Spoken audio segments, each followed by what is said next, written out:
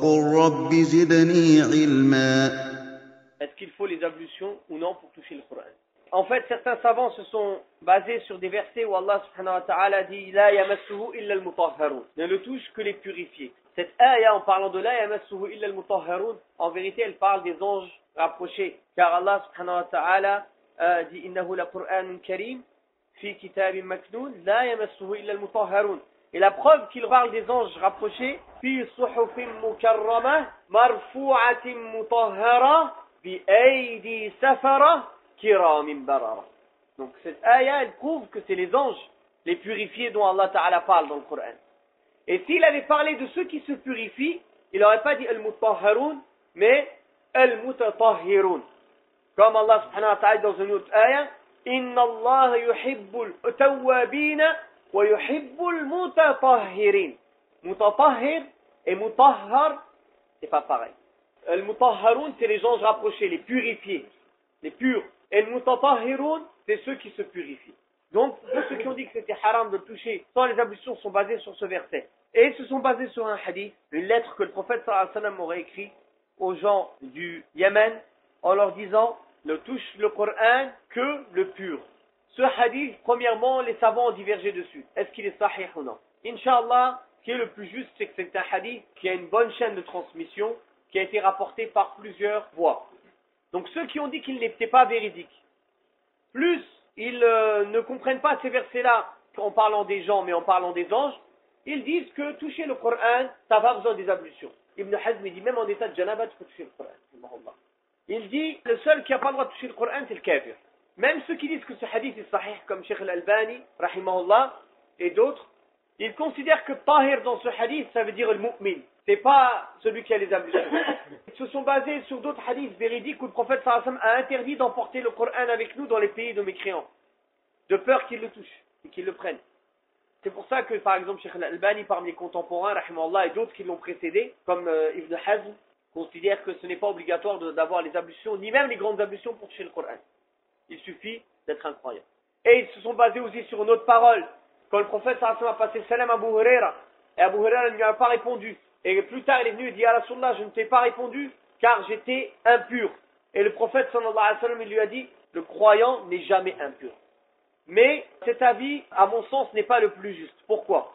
Premièrement, c'est vrai, le verset parle des anges. Donc on ne peut pas se baser sur le verset pour dire il faut avoir les ablutions. Mais le hadith où le prophète sallallahu alayhi wa sallam a envoyé une lettre aux gens du Yémen, ce n'est pas de l'habitude du prophète sallallahu alayhi wa sallam d'utiliser le mot tahir pour le mu'min. Quand on lit, on réunit un petit peu tous les textes, on reconnaît des manières de parler du prophète alayhi salatu wassalam.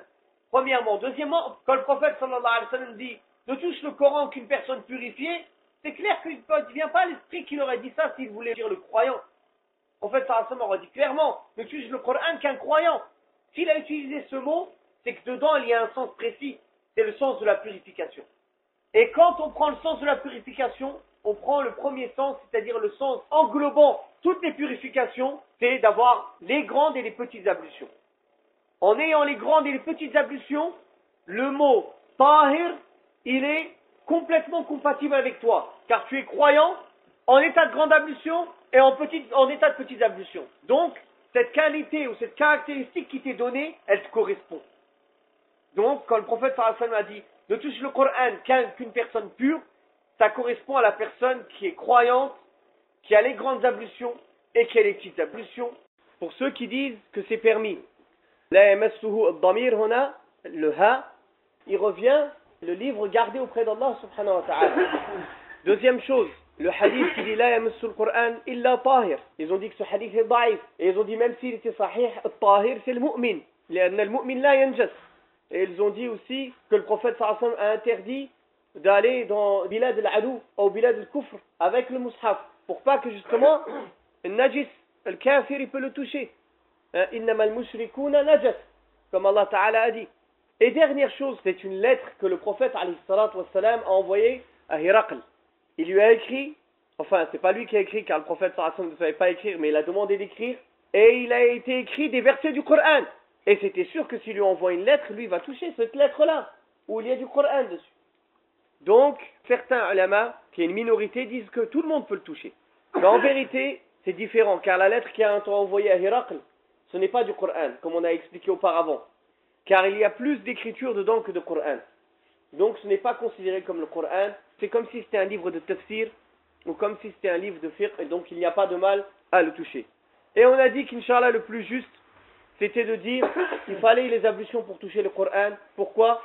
Car tahir, ce n'est pas dans l'habitude du prophète sallallahu alayhi wa sallam d'utiliser le mot tahir pour un mu'min. En général, il dit mu'min ou muslim.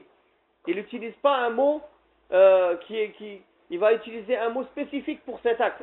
Tahir, c'est-à-dire celui qui est pur, en état de pureté. وقل رب زدني علما